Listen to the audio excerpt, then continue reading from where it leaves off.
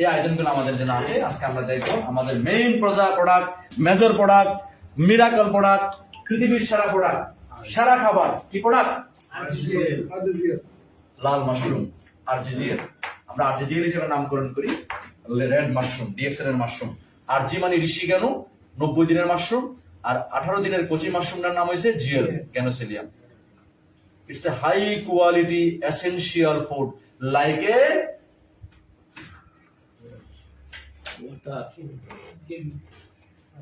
এটা কি পানি। এই পানি যেমন এসেনশিয়াল, লাগবে কিনা? নাকি পানি ছাড়া বাঁচবেন?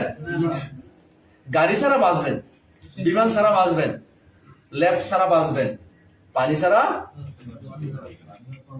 পানি যেমন দরকার, বলা হয়েছে এই শতাব্দীতে বৈরী অবয়বে আপনাকে বাঁচার জন্য গ্যাওনার্মা বেঁচে থাকতে গেলে গ্যাওনার্মা দরকার। এই সময়ে যদি শরীরকে ভালো রাখতে চান, লাইক এ ওয়াটার, পানি যেমন প্রয়োজনীয়, এটা প্রয়োজনীয়, এটা বিলাসিতা নয়। ঠিক আছে? যদি আপনি ইউটিউবে সার্চ দেন, গুগলে সার্চ দেন, অবাক হয়ে যাবেন, বলবেন জাহাঙ্গীর ভাই যে কথা বলছে তো অল্প কথা বলছে, তো মিরাকল নামই দিয়েছিল, মিরাকল মাশরুম। ঠিক আছে?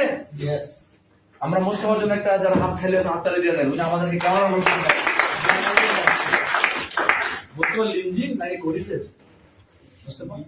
লিঞ্জি 3 নন, আরেকটা করে দিলে হবে লাল মাশরুম।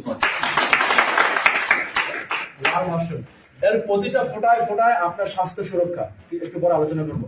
সুতরাং খাওয়ার সময় আমরা কি করি, লাস্ট ড্রপটা এইভাবে খাই। অনেক সময় চা কফি খাওয়ার সময় অনেকে নিচে রেখে দেয় না? আমাদের অনেক ভাই আছে, বড় বড় ইঞ্জিনিয়ার বাইরে আছে, কাপটা ধুইয়া খায়। বুঝছেন কিনা? বিশ্বাস করেন, কাপটা ধুইয়া খায়। এটার গায়ে যা লাগে আছে, কি লাগে আছে? মাশরুম লাগে আছে। এত আমরা এটারে এত পেয়ার করি আমরা মাশরুমকে। ঠিক আছে? আসেন তাহলে আমরা সেই মাশরুমটা নিয়ে আমি সংক্ষিপ্ত আলোচনা করছি। আপনাদের কি খুব বিরক্ত হচ্ছে? বিরক্ত হলে শুধু ইশারা দিবেন, নেওয়া যাবো। ঠিক আছে বস। প্লিজ, স্বাস্থ্য রক্ষা, পরিবারকে সুরক্ষার জন্য খুব জরুরি। তাহলে আমরা যেটা দেখবো, এই লাল মাশরুম খাবে কারা, সেগমেন্ট কোথায়, কনজিউমার কোথায়? আমরা এই কৌটার মধ্যে কোনো কিছু দেখলে রোগী খুঁজি। এটা শুধু রোগীর খাবার না, এটা কার খাবার দেখেন? প্রথম কনজিউমার হলো, থ্যাংক ইউ, এত ভালোবাসা কোথায় রাখি? Thank you.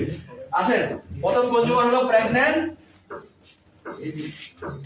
আমাদের বোনেরা, আমাদের মায়েরা যারা প্রেগন্যান্ট অবস্থায় আছে, পৃথিবীর সবচেয়ে দামি উপহার হলো তার জন্য ভালো খাবার।